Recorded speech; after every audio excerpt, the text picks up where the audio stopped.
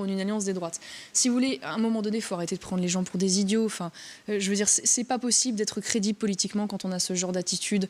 Je veux dire, ça fait des années que ça dure, mais déjà à l'époque de Nicolas Sarkozy, alors je sais qu'il est populaire, l'éloignement crée le prestige et j'en tire aussi un certain nombre de bénéfices, mais n'oublions pas quand même que Nicolas Sarkozy, c'est l'homme qui avait cherché à faire entrer dans son gouvernement Christiane Taubira à l'époque.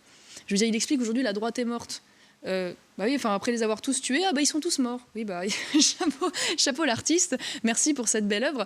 Donc si vous voulez, à un moment donné, je veux dire, pourquoi par exemple Matteo Salvini a tellement de succès et bénéficie d'une telle popularité que tous les politiques regardent avec une envie incroyable en Italie. Y compris votre tante Marine Le Pen. Mais oui, mais précisément parce que Matteo Salvini, il tient ses engagements, voilà, dans les marges de manœuvre qui sont les siennes, il tient ses engagements, il va au bout de sa logique et il ne se laisse pas terrorisé par une partie du système médiatique ou cette espèce de culpabilisation qu'exerce la gauche intellectuelle, la gauche politique sur la droite, qui la conduit en permanence à se justifier sur tout. Vous parliez tout à l'heure de Guillaume Pelletier. Il y a quelques jours, chez nos confrères d'RTL, il a eu la phrase suivante: nous ne voulons plus d'un parti qui, pour s'opposer au communautarisme islamiste, propose un autre communautarisme chrétien ou autre.